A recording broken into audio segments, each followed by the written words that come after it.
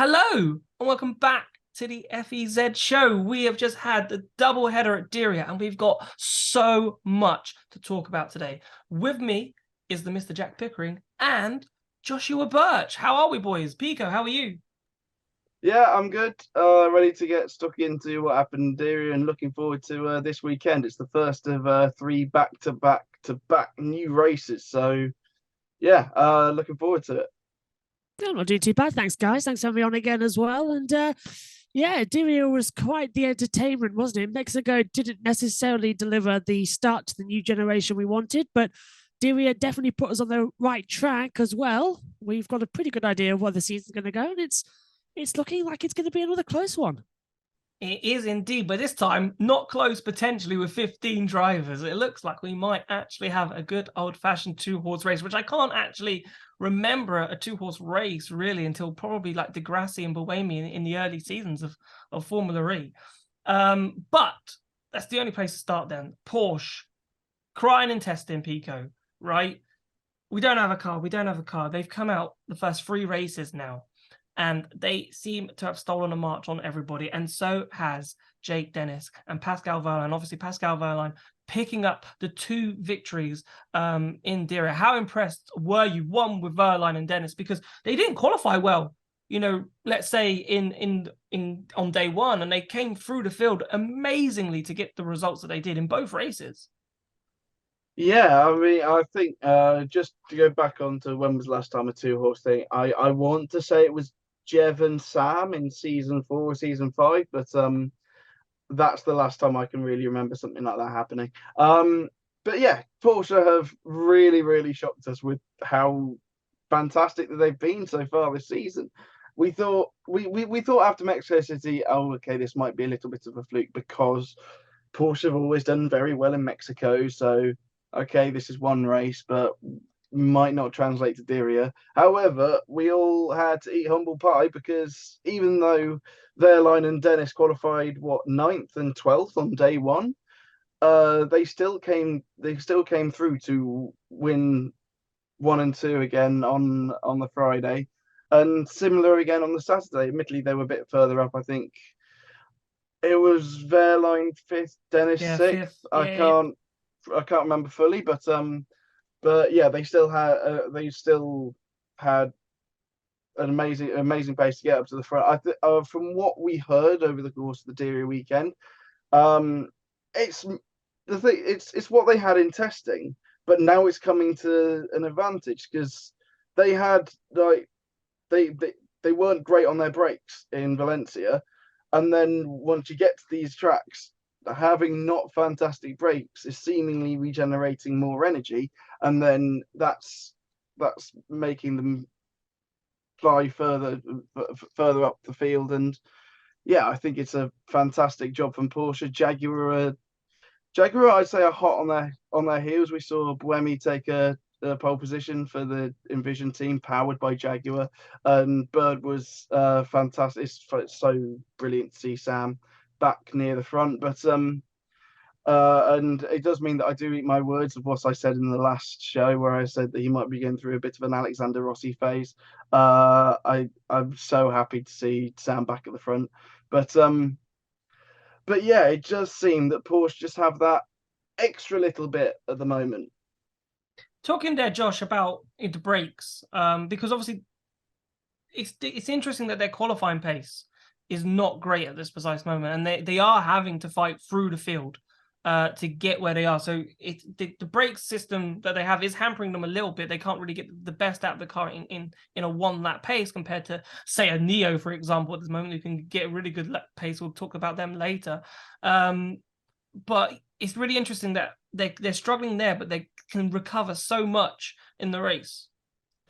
Yeah, it is a bit strange, isn't it? I mean, looking at the group stages from the second race as well, Dennis was 4th in that session as well in Group A, and Wehrlein was 3rd in the group stages as well. And they really struggled as well. Obviously, they got through the quarterfinals, semifinals, but then, as you heard Pico say, 5th on the grid for Wehrlein. Dennis was 6th as well. Race 1, they were 9th and 11th on the grid. So their qualifying is a bit of a worry as well. That could hamper them at tracks as well, which are difficult to overtake at.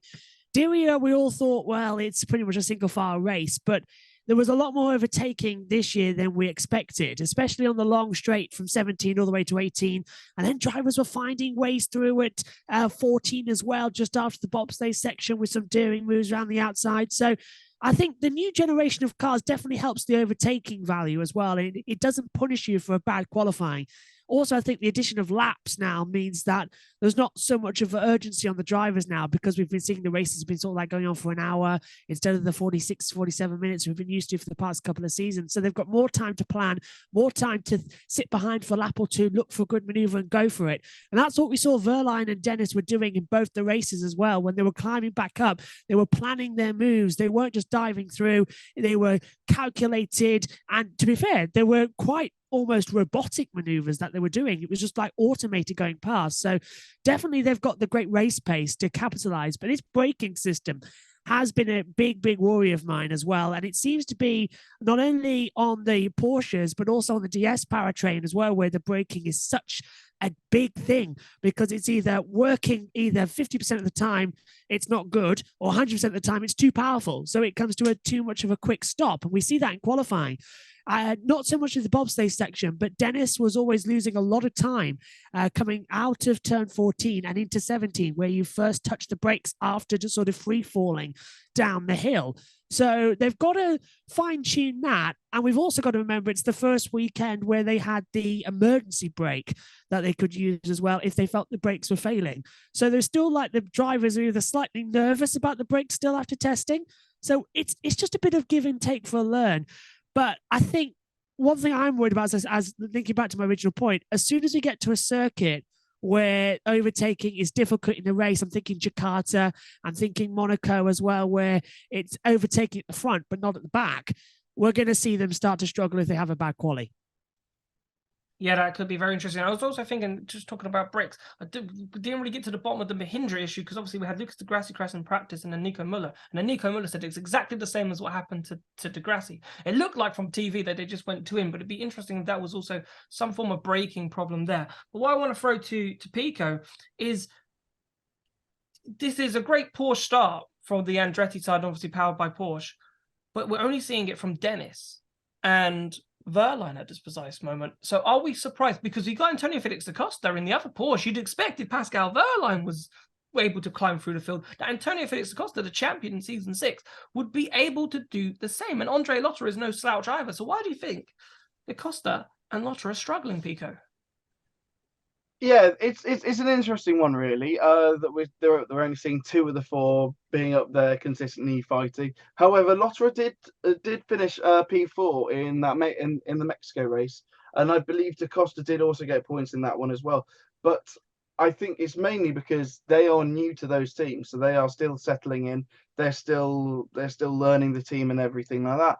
And so I reckon that they will be coming on in the next few races, but they're still learning. They're still and the thing is, both their teammates Wehrlein and Dennis, they are both world-class drivers. They are insatiably quick. They are very hard to beat as teammates. So yeah, I think they will get to that level. I'm not sure whether, because it is very, very much Wehrlein's team and Dennis's team, and it's kind of what it has been for a couple years now in both camps. And so for them to come into the teams and try and upset it, I don't think it's going to happen immediately. And if it happens, it's going to take a few races for it to happen. But I wouldn't be surprised if we see Da Costa or Lotterer get back up near the top 5-ish or so in the next few races. Yeah, Josh, what do you think about Lotterer and Da Costa? Are you expecting them to eventually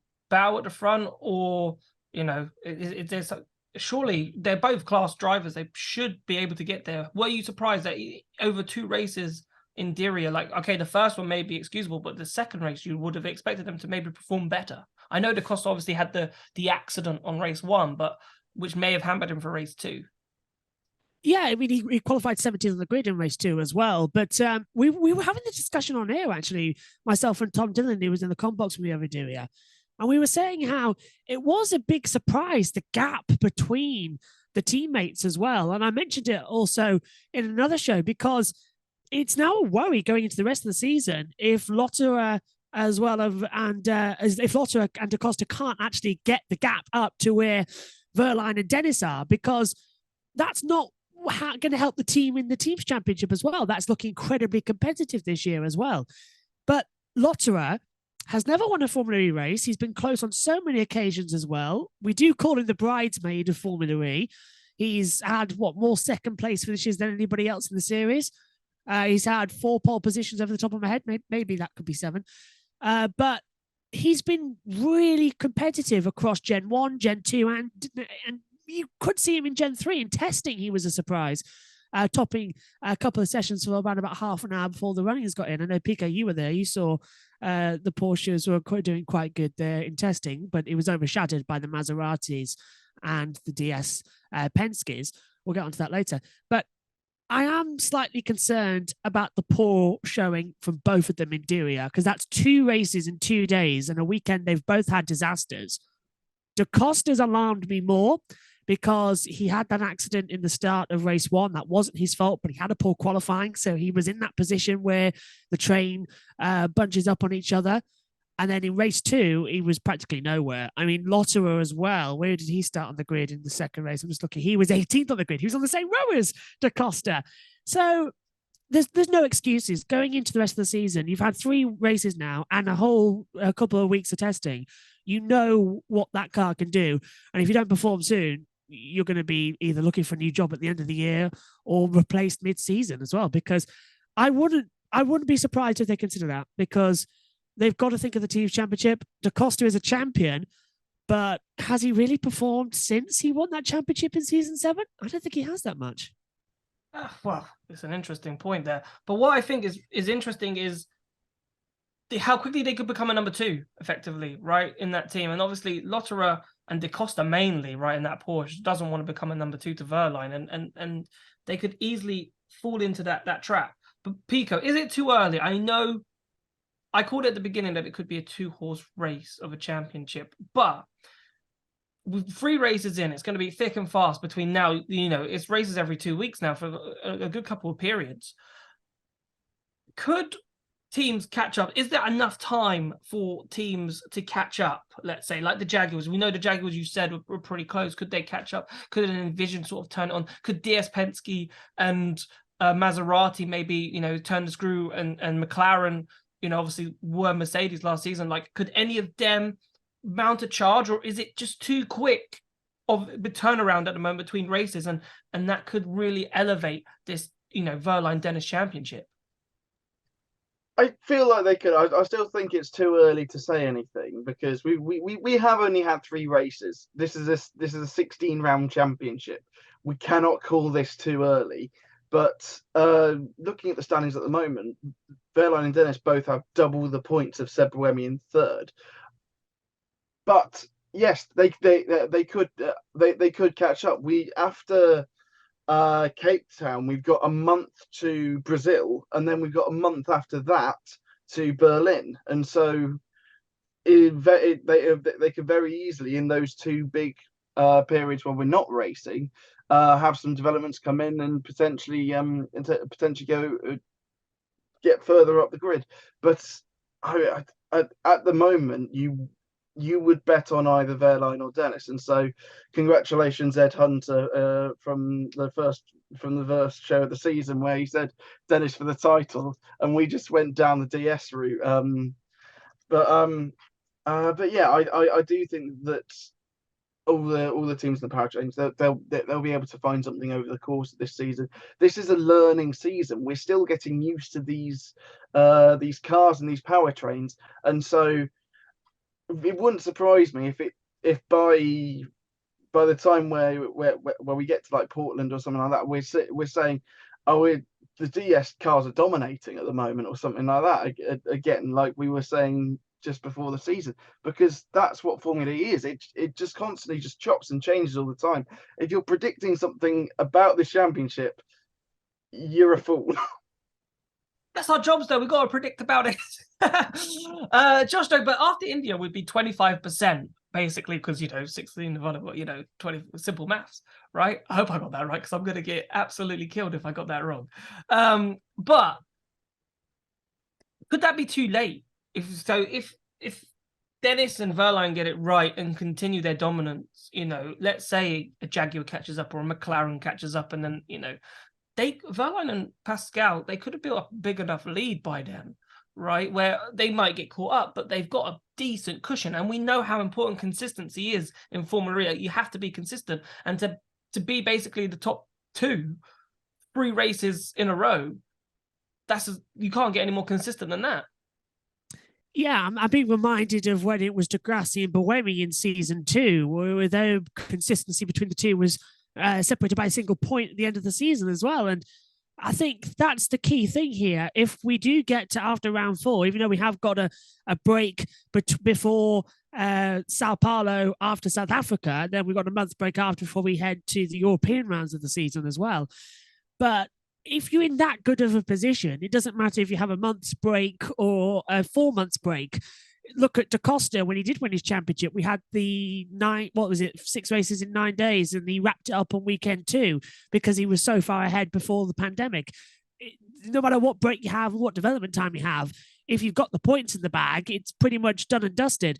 I think that's what they're going to be looking forward.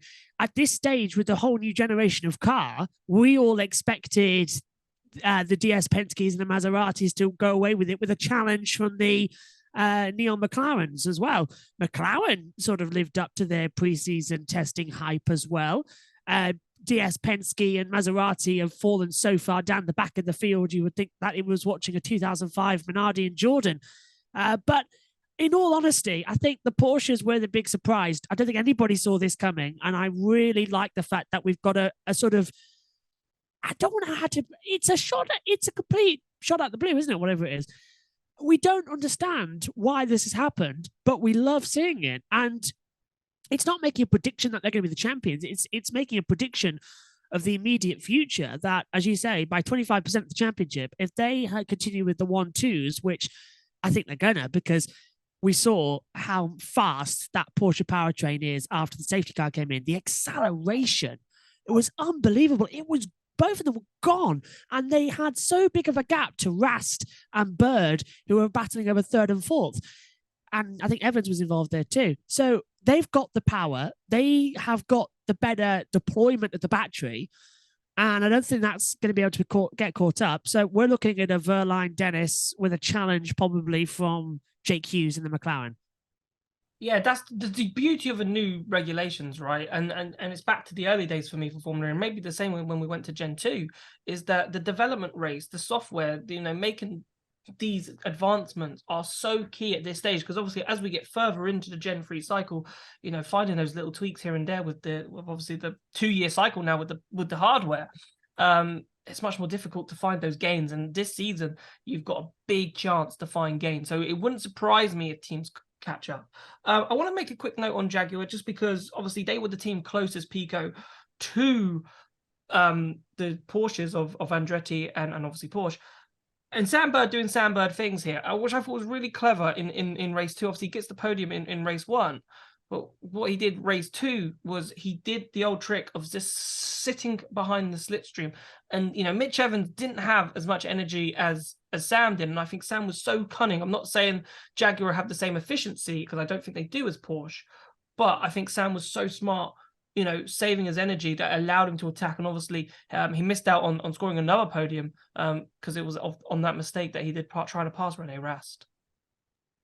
Yeah, I'm not sure if this was the case for Josh whilst he was commentating as well. But halfway through the race, we were going, has there ever been podiums that have been same on 2 days in a weekend? Yeah, Josh is violently nodding his head at me. So yeah, we were all trying to work this out. Has there ever been a podium being exactly the same? And there wasn't.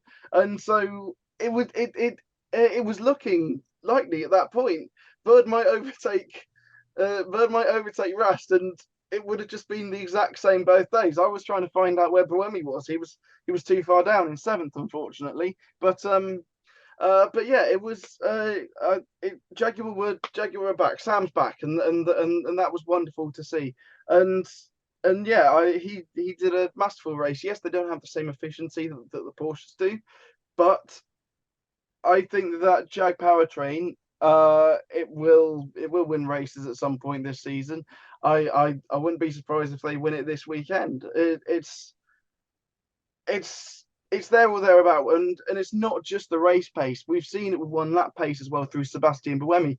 He's been. I mean, the thing is, like Seb Buemi, yes, last year was a better season, but in season 7 he was nowhere. When there was 18 drivers fighting for the championship in season 7, Sebastien Buemi was not one of them, and that was something that was just astonishing. But last year was all right, but he's now hit the reset button with Envision. He's got a good powertrain underneath him, and actually, Seb is there or thereabout. Don't count him out for the championship this year. I know, and I'm glad to hear that because I'm a big Buemi fan. I'm really interested to speak to him hopefully later in the season and find out kind of the story behind his sort of revitalization. You could say. I want to move on to McLaren, Josh, because great weekend again. We knew they were going to be strong from the Mercedes package, but Rene Rast kind of was a little bit in no man's land in Mexico. Gets the podium and a strong 5th place finish as well. I think it was for him in race 2. How impressed have you been with Jake Hughes though? Because Jake Hughes, he seems to have the raw pace. In qualifying gets that pole, but do you think he's just still lacking on that? He's that rookie this season, and that energy efficiency is probably the thing that's just letting him down because he has the pace to become a future Formula E champion, I think. Oh, I agree with you. And I've said it in the commentary box as well several times this season already, because it takes amazing talent to come into an electric series that we've seen experienced drivers come into, struggle, and then leave. For him to come in, do the testing, be impressive. He won the simulation race. Let's not forget that as well. That was a big important factor because it may have only been a simulation, but those guys were pushing hard. They wanted to test it to the maximum. He got the lead. Rene Rast finished in 2nd. Then we came into Mexico. He qualified 3rd on the grid as well, finished, I think, in P5 in that one as well after dropping back. But that was another great debut for him. 2nd in race 2 in qualifying, and then race 3, the second weekend in Diriyah, he got the pole position. I thought that was fantastic to go from 3-2-1 in qualifying. All in the jewels was absolutely fantastic. And I love the commitment he's bringing to it as well, the racecraft he's got as well. The battles we've seen with him on track are some of the best we've seen for a long time in Formula E. And I agree with you. The energy management is one of the biggest things he's got to learn about. But we saw that with Jean-Eric Vergne when he came in the championship as well. Stuck it on pole in his first race in Punta del Este, struggled with the energy management, slipped back through the field. It's a different game to saving fuel and saving battery energy. You've got to learn to use the regen manually, under braking as well. They've got the new front regen powers. It's all different as well. The cars are heavier. You've got to turn in more. So it's all new, but it's an impressive start. And I think he can get up there. He's definitely going to win a race this season. I don't think he's going to be in title contention. I think he'll be 3rd in the championship, but a long gap between them. So that's impressive.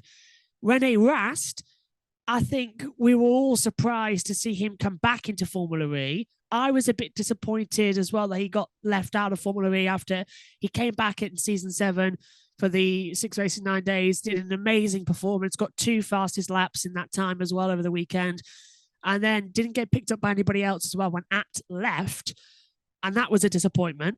So fingers crossed that this new coming of age of Rene Rast is going to keep delivering.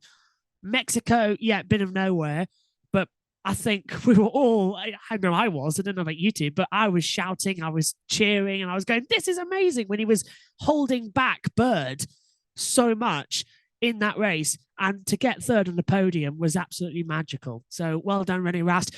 McLaren, they've inherited, as you say, the Mercedes team, but they have got an absolutely fantastic powertrain under them. They've got a fantastic commitment of team, and I think they're going to be champions of the future once more. They've already done it twice under Mercedes. They're going to do it now, I think, for a 3rd time under McLaren's name. Indeed, it'll be interesting to see what they do. I want to talk about Rasto, Pico, for you. How impressed, as Josh said, he pops in, he did a great job for Audi, didn't get the seat, and he popped in, remember, back in season 2 in Berlin as well, for Andretti. he just pops in. He just comes in and he can drive that Formula E car and he can get something out of it really quickly. Yeah, I'm super excited to see Rast back on the grid. I was actually really disappointed with his showing in Mexico because he was, whilst Jake was through to Super Pole, not Super Pole. How many years am I going back now? Through to the duels, and he was third on the grid. One thing that I found fascinating, he was third on the grid in Mexico, second for the first race in Diriyah, then got pole position on that Saturday race, which was fantastic. But Rast was really nowhere in Mexico City. He qualified down the order in like 15th, and he kind of stayed there until he parked it up later on in that race. Whereas in Diriyah, it was nice to see him fighting back through the field. He got into, I think he got into the duels on day one. Obviously, he got into the duels on day two. But yeah, it's good to see him back on the podium, and the fact that he like raced through as well. Yeah, I again, he's another contender that I will go. Don't count him out for the championship. But then again, this is Formula E. I could say about 10 different names and say don't count him out for the championship, and people would nod their heads and go, yeah, you're right. Until this weekend when it's Jake Dennis 1-2 again with Pascal Wehrlein, and you go, actually, everyone's 50, 60 points back. So, yeah, count them out. But yeah, a really interesting weekend from McLaren, and interesting to see how they'll progress. I want to talk about the goods now. And obviously, we've got McLaren, obviously, weren't too bad, Porsche and Andretti, but I've got to talk about Neo and Dan Tinktum, because I think, Josh, Dan Tinktum showed us how good he can be in Formula E. And I think there was elements last season where we were like, oh yeah, Dan, he could do really well. Obviously, he did really well up against Oliver Turvey. And then this season so far, he has been that shining light. It's just a real shame at this precise moment that Neo don't have the energy efficiency. But as Formula E is evolving, if Neo can get their act together, Josh, Dan Tinktum surely could win a race this season. I completely agree with you. And I think it's really been a tragedy, isn't it, of this season? The biggest one is the fact that Dan Tinktum has been progressing so much in Formula E, and now he's slipped back massively during the races. That regenerability of the Neo has always been a bit of a worry. They've always been a backmarker team as well. Wherever you look at them throughout the history of Formula E, all the way from Gen 1, Gen 2, and Gen 3, they've always been at the back. They've never managed to break through. The rare occasions we've seen them have dominance as well. Like they've been a flash in the pan brilliance, and then they slip back again the next week. They have started the season strongly. We've been surprised by that as well. Neo 333, I think, have been waiting for the generation change. They were complaining, weren't they, really last year quite a lot, like, oh, wait, we're just focusing on next year, mainly. I think Penske were doing the same thing when they were back with Dragon. They were saying, oh, well, we're just sort of slacking this year off. We're looking at next year. Maybe they want to go back. I don't know. But still, I'm really, really happy with Dan Tinktum. No longer has he got that unfortunate nickname he got in the European Championships as well, of Dick Tantrum, as they were affectionately calling him as well. That was always something of a bit of a giggle. And he seems to have matured a lot. He is still complaining on the radio, though, but that is something I enjoy listening to. I can put him up on the fader in the commentary and just listen to him. But I think it's no longer the whining, is it? It's more like he's aggressively pushing the team to get better, and he's putting really good feedback from the car and the data on the track in the practice sessions. He's always active. If he has a bump in the corner, he says, we've got to change the suspension setup. It's too stiff through this part of the track. And then the front end, it's not gripping quite the right as well. Just the tire pressure, just a little bit as well. Give me as much grip as possible. So I'm liking that. I think, where is he? He was in race 2, qualified 11th, and that's one of his worst grid positions of the year. It was the third race.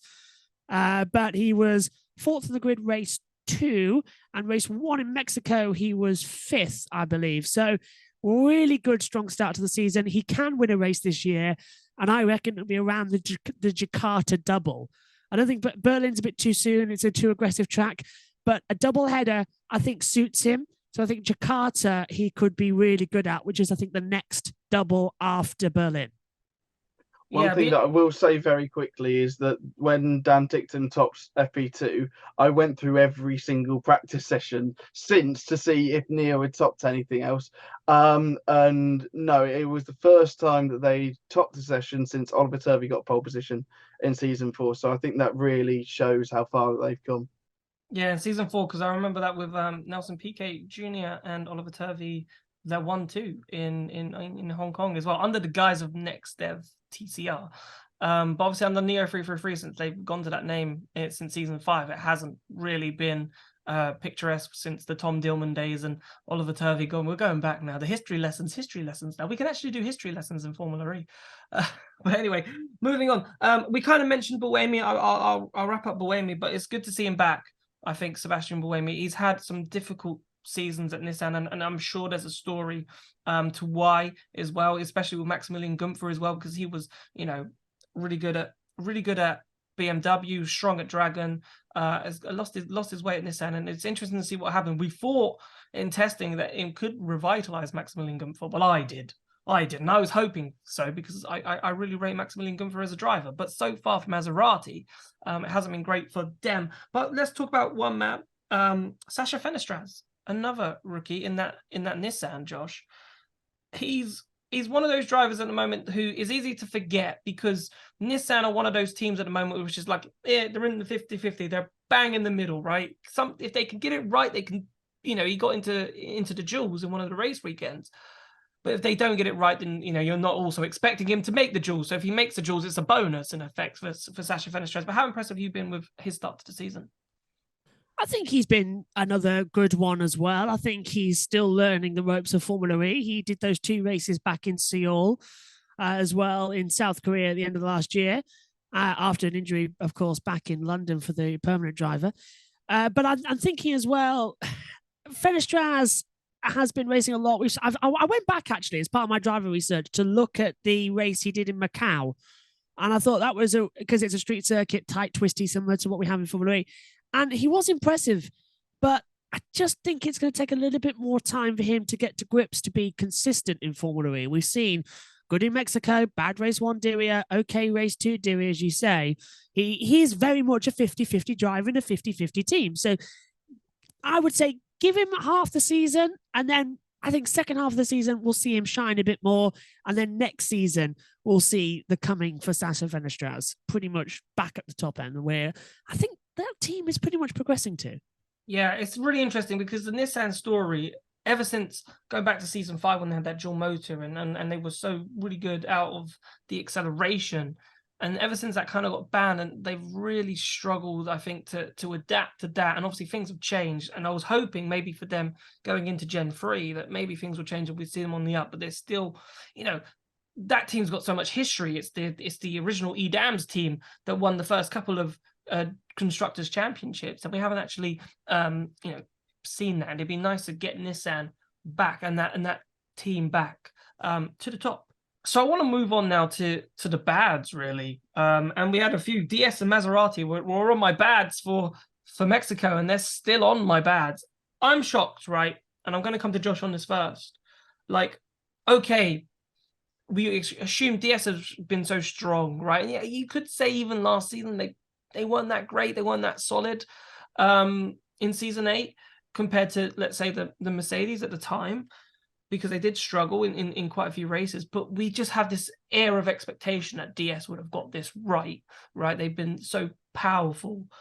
And for them to look like they've got it wrong at this precise moment, or not be able to get to grips with qualifying and race pace, they just seem to be a bit in no man's land, Josh. Yeah, and it's a really big worry, isn't it, as well? They've made something wrong from the testing in Valencia to race 1 in Mexico, and now it's followed them into race 2 and 3. It is shocking. It's worrying. I know that Mortara did have the brake failure, of course, in Mexico, and that wasn't his fault because it was a system that we were seeing failing across the whole range of cars in testing. But I am concerned the fact that the pace is just not there. Van Dorn didn't score a point for the first couple of races. That was a big surprise. Vern, who swapped over from one gold car to a second gold car, I thought would be the one consistent because he's used to these powertrains from DS. Hasn't, struggled a lot, sort of coming back to what we know him as. But Maserati, I think, are my biggest worry because they've completely fallen by the wayside. After we thought it's going to be DS wiping away, we'll have McLaren up there as well. Porsche's maybe there in testing has come to the fact that the Porsches are dominant. McLaren's are okay. Jaguar is getting its act together now. McLaren's still good, as we said. Envision's looking better than anybody expected. And nobody's even mentioning what's happening at DS in terms of good light. It's all bad. Penske really needed a savior after what we saw in the previous couple of years as well. It hasn't happened. That's alarming. And now we had Mark Preston in the commentary box as well, and I asked him, "I bet you're glad you don't have the DS powertrain at the moment." And he sort of laughed it off and said, "Yeah, but I think he was genuine because it doesn't look like a championship-winning power unit at all." And I'm concerned about the future that they're going to go because they could pull out, but it's a waste. It is a pure waste. And I think it's going to take them a season or two to correct this error already, as you said, because we've got 2 years locked in with these cycles of engines or battery powered units as well. And I think Maserati wanted to come in. We're back in racing for the first time in so many decades as well. We're putting it into electric energy. It's the future. We'll be winning in our first season. Testing. Look how good that went as well. Watches in Mexico. And then it's all sort of gone down the toilet faster than a dodgy burrito. So, yeah, not great at all. Indeed. I don't understand it. I must admit, Pico, I don't understand it. And from testing, they look so good, right? Both DS, both. And I know. There's so many people in the comments right now going, "Don't trust testing," and you're one of them, Pico. But testing is supposed to give us an indication, right, of what's supposed to happen. And I'm trying to think, and I'm probably incorrect on this, and you're probably, but my theory is like, I know Valencia is not a street track, right? But you see how the car's performing, and the car's giving you some form of data, and you kind of react to that data.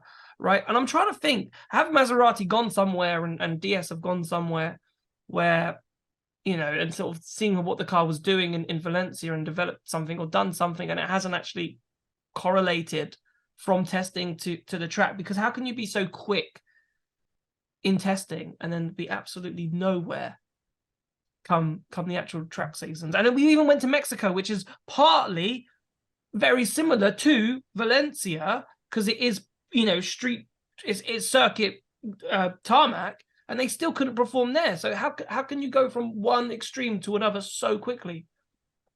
It's an interesting one, and personal anecdote time. I've recently bought a new car that is a DS3, so no bias will be shown here. But it is sad to see them fall by the wayside, basically, because yes, they now have points on the board. Yes, I think Stoff got a point in Mexico City. Vern said that there's more to come because he showed by coming through the field in, I think it was the second Diriyah race. He started down in 14th or something like that. Josh is checking, and then still came up to finish 7th or 8th. So hang on. 17th, 16th. Yes, he started 16th. Cheers, Josh. But yeah, you could have just said it. Come through and get it. Yeah. Sorry, it's on my notes in the box. Yeah, but even then, still come through and score points in the second race, and I think he looked kind of all right throughout the race. So they're coming. It's just we expected a lot more from them, and you are damn right. I told you not to trust testing, and you still did. And look what that's got you. Admittedly, I said that I said Vern would win his 3rd championship back in the first show of the year, and that's going swimmingly as well. But Yeah, it's. I'm just happy that it's going worse for your predictions, Jack. Leave Maximilian Gunther alone, right? I thought he was going to be my man. I still think he's going to be my man, right? I don't know what's going on, poor Max. But I honestly think it's a strange one. I really do. Like, I don't know. We always talk about Valencia and what would be an ideal testing track for teams, and I don't think the problems come from Valencia. I think I'm trying to give them an excuse really to what's gone wrong, because but I don't understand how the pace can be so strong. And to be honest, I don't understand how Porsche could have been so weak potentially in testing. And Pascal and Jake Dennis saying that they couldn't do those lap times and couldn't match what Maserati and DS were doing, and then come out and they're the strongest team. It makes no sense, which is really interesting. So it shows you that maybe in other series testing does give you a slight pecking order, whereas maybe in Formula E I've got to learn that it doesn't give you any pecking order whatsoever.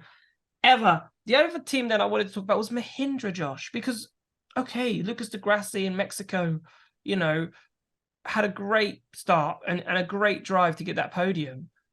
And then we go to Diriyah and you think like, Pico was optimistic about Mahindra. They've got a great powertrain, and we get to Diriyah and it just doesn't click. And you've got two races, you've got two bites of the cherry. Okay, if you get it wrong in the first race, it can happen. Things happen in Formula E. We get it right for race 2. They didn't get it right for race 2. And going into their home race this weekend, like for them, they've got to find something. They really do. And they've had a restructure in the managerial side as well, and a whole new generation. It's basically a whole new team, the feel that they've got there as well. And it's taken time to bed in, I feel, as well, because you had the energetic president of Dilbag Gill, who was always so passionate as well. You saw him as well in the garage after a great result or a bad result. You could always tell by looking at his face. And yet with the new team principal as well, you cut to the garage and it was like a robot as well. As someone's forgot to wind him up in the morning as well. So you can sort of say, hello, wake up. And it's getting a little bit ridiculous, because you need someone to be energetic. You need somebody to show the good and the bad and carry the team with them as well. So I'm looking for, you're both laughing when you're saying real down the box. But I really am thinking that Mahindra are sort of on a wavy line this season as well, that they're on a roller coaster. They're going to have some great times, they're going to have some bad. And I think, well, again, mid half of the season, we'll see them back up there. But I think de Grassi was a great signing as well. And Lucas being a Mahindra is just being absolutely dynamite to watch. He has been pulling off some great moves in Diriyah as well. And Mexico, sorry, that was a great one. I'm remembering when he was in that little battle at the front of the field almost, it was like, oh, this is still Formula E. I remember I made a TikTok about it as well, because it was some great side-by-side maneuvers as well. And it wasn't great, Mexico, in terms of the confidence we were expecting it to be, but we did see shimmering moments of what the generation could be. Diriyah showed us how great it could be and how dominant it's going to be. So coming into their home race for Mahindra, they're going to be on prime display. They're going to go all out, and it'll be a party atmosphere. And I'm really hopeful that we get de Grassi on the podium, because I think he's the more likely of the two drivers to do so. For those who want to see, for those who want to see Josh Burch versus Fred Bertrand, I believe Sky Box Office is going to have it. Oh no, here we go. Shots fired. No, but to be honest with you, I'm not saying I agree with you, but I get where you're coming from, right? As a leader, you've got to show some sort of passion. There's got to be something behind. I think it's probably very early to probably start shooting your gun at him, but I get where you're coming from, right? You want someone to lead you, like Jay Penske, right? There's something about Jay Penske always, ever since I've met Jay Penske, that just scares you, right? You do not want to make a mistake when Jay Penske is around, and you've got that sort of leader, authority there, and you just look at Jay Penske. And I was thinking, like earlier when we were talking about DS, like Jay Penske's probably rubbing his hands like, yes, I've got DS powertrain, one of the best powertrains.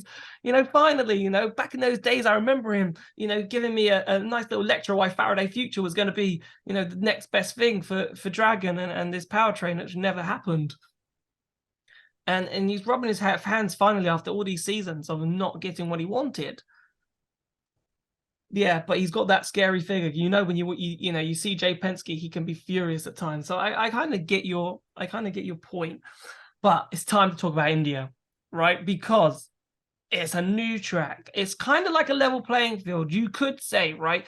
No one knows. There's no track history. There's no data really going into this race, Pico. So yes, the Porsche powertrain could be the strongest and could well be the strongest going into this weekend. But maybe it just throws up the opportunity for a DS to get their season back on track, for a Jaguar to overtake, for an Envision to do something, right? And maybe even a Nissan to get it right and maybe, pull a surprise. Do you think that going to a new track will give us the surprise potentially? Do you buy into that ethos, or do you think we should just expect the status quo at the moment, which is, Andretti via Dennis and Porsche with Wehrlein at the front? I think the fact that it's a clean sheet makes it easier for Porsche's rivals, but the thing is, I'm now going to go into weekend going, don't rule out Porsche. They're still going to be there or thereabout. But I would not be surprised if we see a Jaguar win this weekend. It would be fantastic if we saw a Mahindra win. I don't think that's very likely, but they could get on the podium, and Josh may have to eat his words. But with all new circuits, it's going to be an interesting one. We do not know what on earth's going to happen, and actually, I think what we find this weekend will give us an inkling about what to expect for the next two races, because they were also brand new tracks in Cape Town and Sao Paulo. So it either is Formula E is going to become very predictable over the next couple of weeks, or it could be that Formula E becomes really unpredictable. What's your thoughts on that, Josh? You don't get journalism anywhere else, guys. You don't get journalism like this anywhere else. It will or won't be predictable. We do not know. We do not know until we go to the track. This could be a deciding factor in the World Championship, is what Jack Nicholls kept saying into the ring. If I do have to eat my words, I'll just start licking this microphone like a nice lolly, so that'll be fine. In all honesty, I think coming into this weekend, as I said earlier, podium is possible for Mahindra, especially with Lucas Di Grassi. It is, I think, correct me please, guys, I think it's the first time since season 1 that we've had 3 races back-to-back that has been brand new venues. I can't remember a time where we've had 3 different races in a row that has been completely brand new off the top of my head. You're testing us there, but I think you are right, because by season 2, half of them, the same calendar would have been the same. I was thinking season 3, but I think Buenos Aires was the 3rd round of the season that year. So it went Hong Kong, Marrakesh, which were 2 new races, and then it was Buenos Aires. So I'm going to have a think and get back to you. We'll get on the Googling. Yeah. So coming into it as well, it is going to be a nice spin on the championship anyway to have 3 new races back to back. They're 3 different venues as well. That's what we've got to remember. High speed circuits, some low speed, but elevation are thrown into the mix as well. Sao Paulo, I think, is going to be really entertaining as well. The humidity factor there is going to be unbelievable as well. I think it's going to be a very picturesque setting, similar to what we see at Punta del Este, from what I've seen on the track layout as well. So it's going to be great fun for us watching and commentating on it and doing the report shows. But for the drivers, it's going to be a living hell, because they can't test these circuits. They can't do any data beforehand, which means there's more pressure on them not to make any mistakes going into the practice sessions. You've got a 15-minute shakedown, then 2 30-minute practice. Then we go into qualifying the race. So setup's key. And I think it was a good idea this year for Formula E to put the first practice sessions on the Friday. I think that's a really good idea, just to give everybody Pico's looking at me thinking it's a Saturday series. Why are they doing that? No. I was looking to see Jack's reaction, because he absolutely hates it. Oh, Jack. I disagree, but I'll come to that in a minute. No, but here's my point on why it could be good, though. It's because at these circuits, with a new generation of cars, they've got more time overnight to do the setup changes, get the car right, so we get a better race. So we don't want to run into the situation that we did in Miami in season 1, where we got 1 practice session, a quali, and the race was a bit shoddy. So it's that situation where we've got to have sort of a gap between them, and I think it works well. Don't see the point on double header weekends, but still, practice on the Friday, race on the Saturday seems to work. And I think India this weekend is going to be really good. One thing I did mention before we came on air, though, was the fact is that it's been going around that the grandstands have been put up incredibly late. Some of the track isn't even done correctly. The pit lane is having problems. And the biggest problem is going to be the pollution of the water. Now, there's a river or lake right in the center of the circuit, in the paddock area as well, all the way down to the track. And they haven't put the correct fluids in it in order to get rid of the pollution and, crucially, the smell.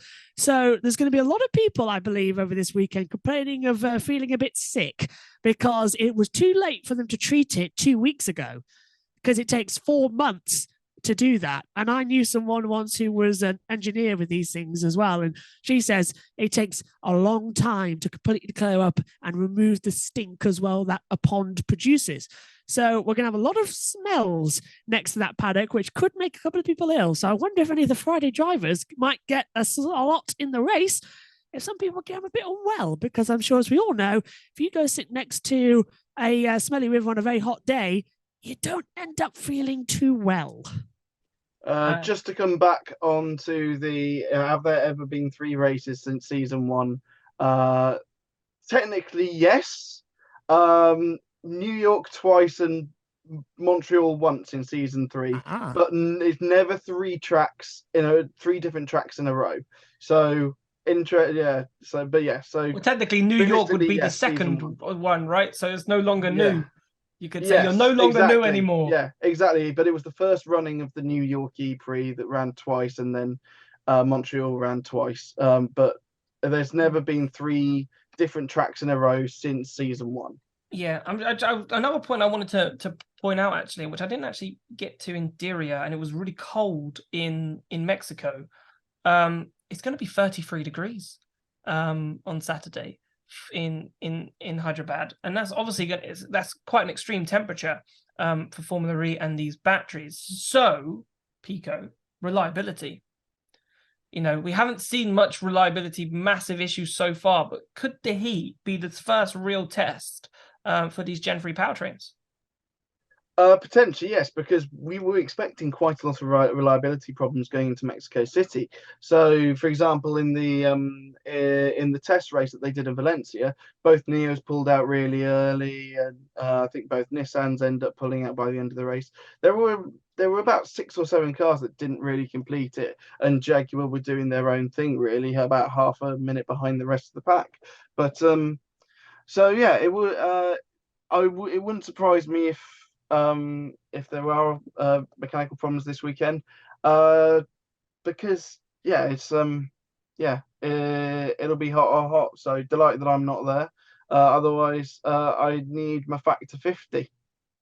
So would I, to be honest with you. So would I. Josh, the great thing though about Hyderabad is that it is a circuit that has already been used before in racing. So it's got corner names. We're going to a track that has corner names, and I'm really looking forward to this because there's turn 10. Well, it might not be turn 10, but on the official track map it's turn 10. But for Formula E, we've got a chicane at turn 1 at Hussein Segar, which is a chicane rather than one just looping bend. But turn 10 here, which probably is now turn 11, is Devil's Den. And you can make some overtakes down at Devil's Den. I'm loving some of these. We've got the giant wheel at turn 11. We've got the cinema chicane. I'm hoping to see some form of cinema, right? So there's one just called Passport. Is that to remind Jake Passport, Dennis? Passport at turn 14, right? Passport turn 14. We've got the McCann tree section, which will be the turn 6, 7, 8 complex. A garden. There's a garden. By the way, turn 5. The NTR straight, which is after the hairpin, it's the Lubani hairpin. I'm looking forward to Jack Nicholls actually a Formula E track having some corner names. You do realise that you've just done the track the wrong way round, yeah? Yeah, I'm very good. From the last corner all the way back round to the first corner. Look, don't ask. I read from left to right. You're not right. To be fair, Jack, though, I've seen you drive in a Formula E car. I see it. You pretty much do it the wrong way anyway, so you're probably normal. I think that's amazing as well. I've got to write those down actually on my commentary stats on the board as well. So I remember they've actually got corner names. I probably wouldn't use them because in the heat of battle, it gets quite difficult remembering corner names. But that's brilliant as well. What was that one? Devil's Turn? Devil's Hairpin? Devil's Den. Devil's Den. Oh, I'm going to look forward to commentating on that one then as well. Then, and that'd be great as well. Who do I know? Oh, he said I've got a number that we can have. I haven't got the numbers on my stat sheets as well, but yes, I have. Who's got the closest one to 666? Well, we've got 16. Wasn't it Daniel App was 66 back in the day? Yeah, we need Daniel App back. Actually, why isn't he back? That's another little side. Why isn't Daniel App back? He's doing German TV. He's doing German TV now. He's changed his career. Oh, we'll have to get him on one of these then as well. But if his dad's back in charge, get him back. Okay, so, I think, the closest we've got 33. So Dan Ticktum.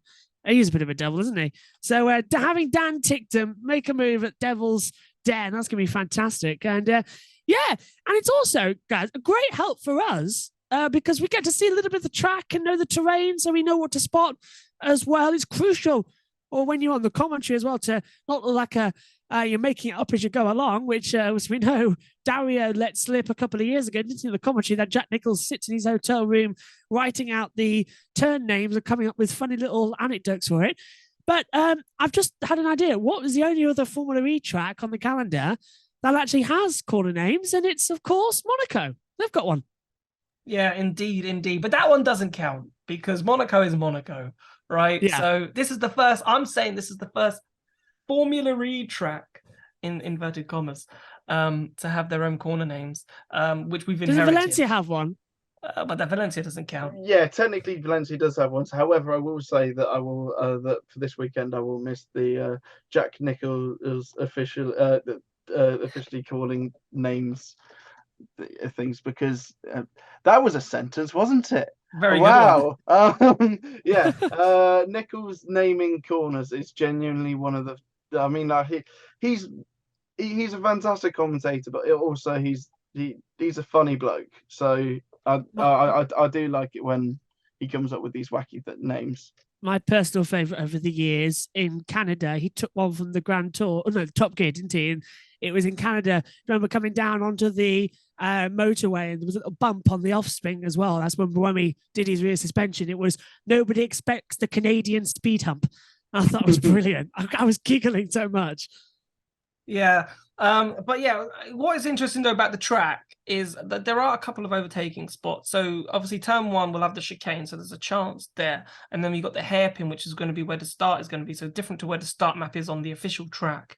So the Hussein Cigar is probably going to be that section is going to be like the final section actually, rather than where it says here on turn one. But then you've got the hairpin, and obviously we've got, I don't think really, I'm looking forward to see the layout of Devil's Den, but it might not be a chance for an overtaking section after the tree section. And then we've got a very similar section to like Diriyah, with 11, 12, a little bit of like a little bobsleigh run, and then up towards Cinema Chicane. So it looks like there's I would say 3 opportunities for overtakes, which is really good to see that Formula E track, because obviously Diriyah turn 18 is notorious, right, for overtakes. Everyone said we were going to struggle at turn 18. Maybe there wasn't as much as previous seasons, but still turn 18, Josh, was in Diriyah was a prime overtaking spot and was the main overtaking spot. So we could potentially have 3 in Hyderabad, which might make things very interesting. I'm going to assume, I haven't seen where attack mode is been launched on the Formula E track yet, but I'm going to assume it will be on the hairpin. It will be the hairpin. Makes the most sense, going by Formula E's history. So it'll be interesting to see what happens. Indeed, as well. The amount of puns I'm already thinking as well with making a deal with the devil at hairpins as well. I'm rattling them off as we go as well. But I think I've just thought of another one, actually. I don't know if I can get away with that one at 9 a.m. on the commentary. So I might have to sneak it in before the watershed cuts us off on YouTube commentaries. But still. Do it for practice too at 3 o'clock in the morning. Yeah, I'm doing that one live actually as well. So that, because otherwise it'll just not get edited before qualifying starts. But I think more overtaking opportunities, the better. And it's a street circuit, but it's also been raced on before, makes it semi-permanent. So I like it. Let's see what happens. I've just seen a track map actually you've put up on the thing as well, in that hairpin. I think I saw attack mode at the hairpin, didn't I? You were right, Pico. I was trying to say Penske now that you've got a DS car. But still, It's an interesting layout as well, and it kind of looks. I can see where the river is now, actually, on the circuit layout. So yeah, it's going to be entertaining, and let's just hope that we get some decent racing from it as well. And I'll go work on my puns ready for the commentary. what I've loved about this podcast, boys, is Josh's geography knowledge around India. I've absolutely loved that. Boys, I think we have rabbited on for long enough. Do we do predictions? Because I got told off that I didn't do a prediction last time from some people in chat, and I completely forgot. But we were running very close on time. We're not too bad on time this time. We've technically gone over time. We've managed to extend recording for this one for you lovely people listening. So let's do 2 races to cover and then preview another one. It's double the amount, basically. Double the workload. I know, man. Anyway, right, let's start with Josh then. Josh, who's winning in India? Jake Dennis will win. Pascal Wehrlein will be second, and Lucas de Grassi will be third. If that's not the order, I'll have to eat my microphone. Pico. Mitch Evans win. The Porsche deadlock is broken. Both of them will still be top 5. Both Wehrlein and Dennis will still be top 5. But the Porsche deadlock is broken. Mitch Evans wins. My tea's gone cold, and I coughed that out when you said that as well. No one's breaking the Porsche deadlock. Not here. Well, okay. So I got to be left field, right? Well, I'm going to go for it then. Jake Do Hughes. you? Jake Okay, Hughes. fair I was enough. going to go Maximilian Gunther. I wanted to go Maximilian Gunther. Don't get me wrong. But I think it's still a bit too soon for that. I think they'll come on song by like Berlin, but yeah, I'm going not Jake just Hughes. yet. He's going to do it. He is going to do it. Boys, it has been a mammoth podcast. Thank you so much for joining me, and we will see you soon for after the Hyderabad E-Prix, where we talk about that, and then Cape Town. Can you believe it? It's just coming thick and fast. Boys, thank you so much for being on the show with me. Thank you. Thank you very much for having me. I'll see you all again soon. Goodbye.